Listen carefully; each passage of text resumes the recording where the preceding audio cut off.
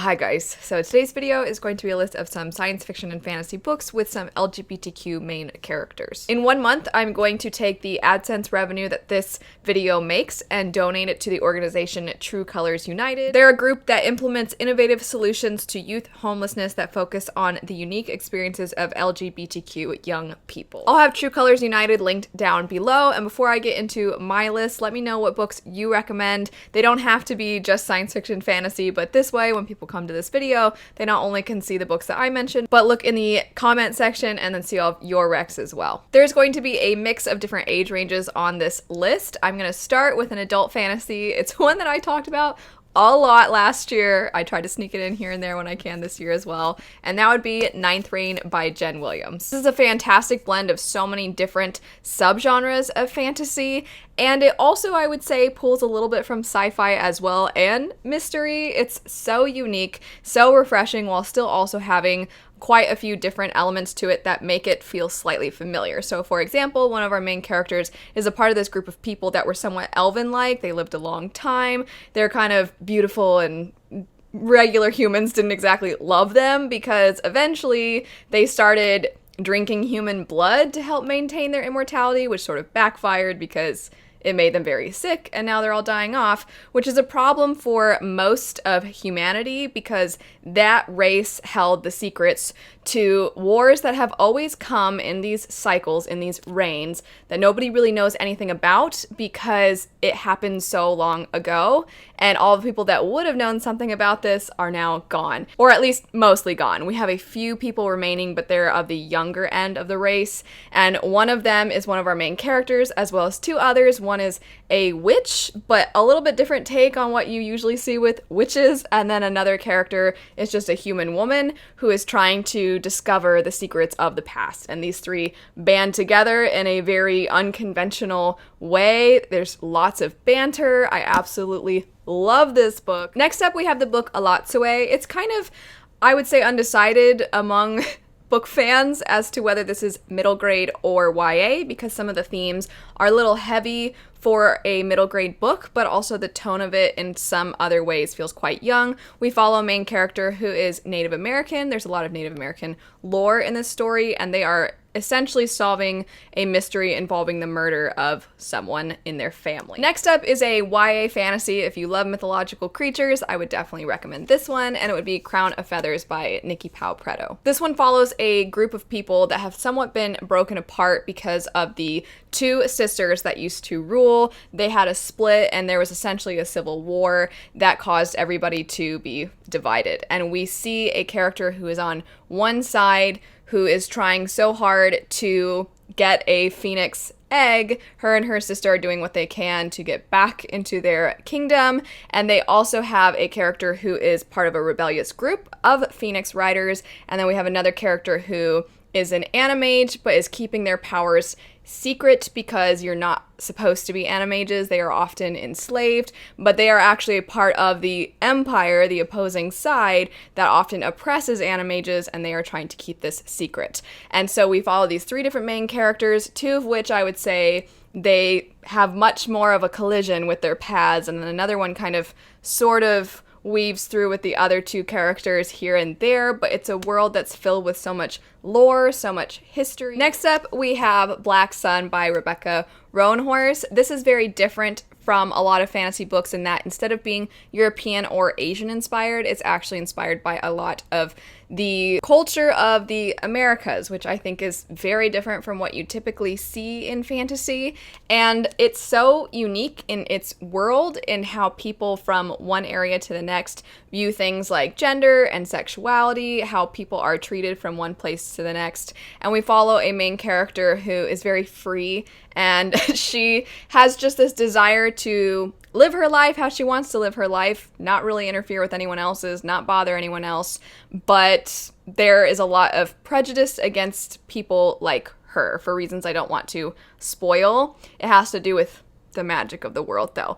And so that aspect is really interesting. And then we follow another main character who, in a very bizarre way, seems very innocent, but also might be the chosen one trope, except for maybe bad, except for you're totally rooting for them because they seem like a sweetheart. And it's very interesting how these two characters come together. We also follow another perspective that has to do more with the politics, and then we actually have a fourth perspective that kind of ties together with that one and then ties sort of together with the others. It's really interesting to see how it all weaves together. I am so excited for eventually when we get the sequel to this one because it was so fascinating. I flew through this. If you are looking for a fantasy book that just flies by, I would highly recommend this one. It is adult fantasy as well. Next up, we have Scavenge the Stars. This is a Count of Monte Cristo retelling.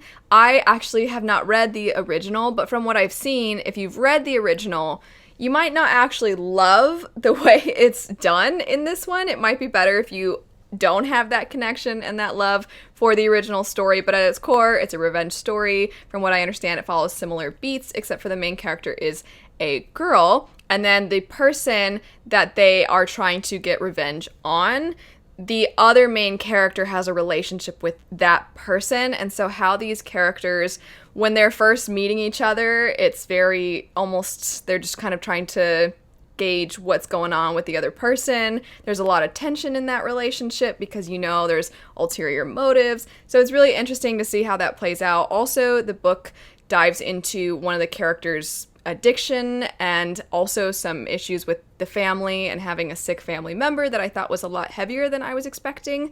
But either way, if you are looking for a cool retelling of a classic, this one's probably the one for you. Next up, we have a book that's actually a sequel. The first book follows two main characters, and then in the second book, we follow three, and it's in this sequel that we have a character who is LGBTQ. You have heard me sing these books' praises, but I had to talk about it again, and that would be Flamefall. This is fantastic. I loved the new point of view. I found their perspective.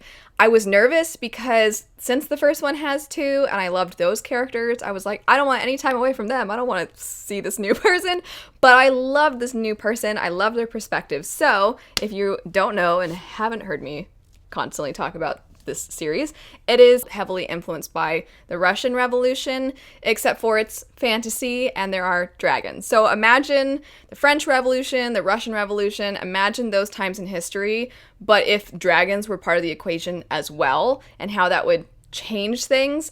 It's so fascinating. Our two main perspectives in the first one are dealing with so much trauma as a result of everything that they have gone through. You are seeing the difficulties of trying to start a new form of government. Is this new government better than the last? How will people with the best of intentions be viewed after time has passed? It's so good. I absolutely love it. And in this second one, what's really interesting is with the idea of the revolution, we have had the previous, essentially noble class. They have been cast out and they fled, and now we are seeing the perspective of a character who is one of the lower classes, but is living within those individuals who fled, and we're seeing the differences between this new form of government that's not perfect and this old form of government that is also not perfect, and the way that the characters within one area will view the other versus how the people of that area view those same characters. It was a fantastic addition. Absolutely loved it. I can't wait for the next one. Next up, we have the book Labyrinth Lost. This is a story that takes place within our own world, and it follows a Latinx main character. They are somebody who within their family, there's been so much magic that they've had to keep secret. They are sort of waiting for the day, or maybe dreading the day, that their magic surfaces, because they really don't want much to do with the certain kind of magic that they may get. But turns out their magic is coming, and it's perhaps even more powerful than they were anticipating, but as a result of not really wanting this magic, something went terribly wrong, and now their family has been taken to this fantasy land. It's kind of a portal fantasy where they go from our world into a fantasy one. It also has some things that are very similar to, if you've read An Enchantment of Ravens, the way that that story feels, almost feels like a traveling story through this magical realm. Those aspects are definitely present in this as well. But also, if you're somebody who really appreciates a story that feels very cozy, very familiar, slightly older YA, and has a big focus on family and how much love there is within family, then I definitely think you'll like this one. Next up, we have Winter's Orbit. This is very unique in that it is sci-fi, and it definitely has some aspects of sci-fi that I think a lot of people come to expect. It's a very futuristic society. A lot of it has to do with different planets and things like that. But at its core, it's kind of an exploration of trauma, specifically an abusive relationship. So we follow these two men. Other individuals that are higher up in politics have arranged these two to be married to try and help keep the peace between these two different places.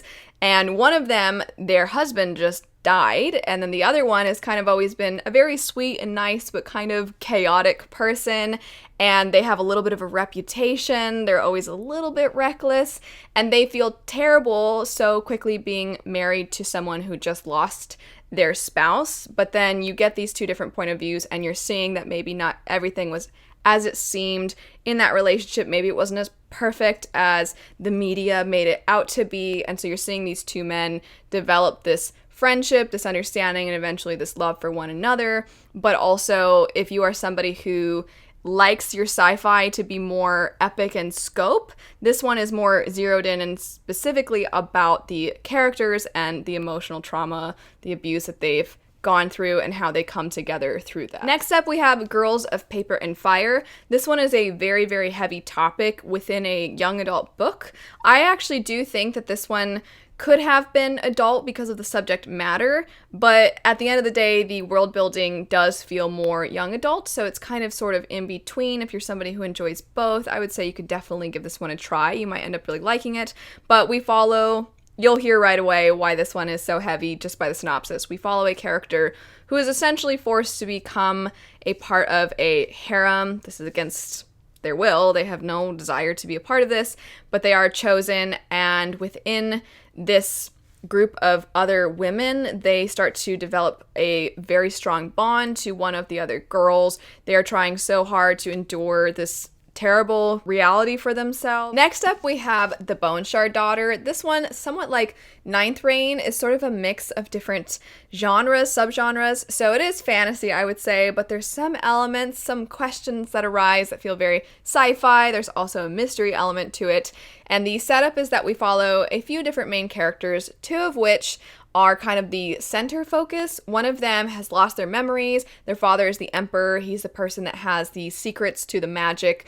That magic system is also very fascinating in this. But within that, they are trying to pass along this information to their daughter, but because she has lost her memories, they're constantly pushing her to try and remember what she can, and she really has no idea why there's such a gap. So there's that aspect, which has the mystery elements. We have another character who I always describe as stumbling into being heroic. All they want to do is find their missing wife, but through some terrible catastrophes, they end up kind of accidentally helping smuggle kids to safety with the help of a adorable animal companion mythological creature that is a mystery to him. He doesn't really know what it is, but it's super cute. And then we also follow a couple of other side characters, and this is where we see the relationship and the romance. So these two characters are very much in love with one another, but these two women come from very different backgrounds. One of them comes from more of a position of privilege, and they do have a very good heart. They want to help other people, but they just are looking at things from where they've come from, where the other person is not coming from a position of privilege. They have actually lived through a lot of what they want to help fix. And so you see these two sort of clash at times, but ultimately have the same goal. I really liked seeing the different questions that were presented within this relationship. Neither one of them was absolutely perfect. Neither one of them had the solution to everything, but I just really liked how they came together to do what they could to do good by their people. And ultimately, I really enjoyed the story. Can't wait for the next one. I mentioned that the magic system in The Boneshard Daughter is really fascinating, and that is true of this next one as well, which would be Foundryside. They actually have some similarities, although I would say it's creepier in The Boneshard Daughter, but both at their core are about putting commands into something and then in a way giving that life or altering its reality. It's a much bigger focus in Foundryside though. If you've heard anything about this story, it's probably that. So they change an object's reality by giving it commands. An example would be they can write something that tells wheels, hey, the wind is blowing, so you're moving. And then the wheels will move, and then it's a form of transportation that doesn't even really require somebody to guide it or to have horses to pull it, sort of thing. So that's how the magic system works in this one. We follow a main character who is a thief, and they end up stealing something that might be far more valuable than they realize. Now everyone is after them. They have no idea why. They really don't know the secrets of this object, but this object might have some of its own secrets to tell them, because it's one of those objects have sentience sort of tropes. So if you like that trope, definitely would recommend this one. Last on the list, we have Six of Crows. I think most of you are probably aware of this book, which is why I saved it for the end. But if you don't know, it's a heist story. I'm sure if you've seen the Grisha Netflix show, you're familiar with the characters already, but we follow a rather large cast of people. And something that Leigh Bardugo does really well in this story is that she really dives into these characters, why they are the way they are, what has happened in their past to make them this way, and also their backstories are quite tragic. And we see all these broken people come together, trying to pick up the pieces of themselves, but also they have quite the bond with one another in a not always stereotypically healthy way, but they come together to not only try to pull off this heist, but uplift one another. It's quite the story. It's a duology, so it's just two and done. I love so many of the main characters in this book, so if you haven't picked up Six of Crows, highly recommend. That's it for some books with LGBTQ main characters. Anyway, thanks so much for watching. I hope you have a lovely rest of your day, and I'll see you all later. Bye.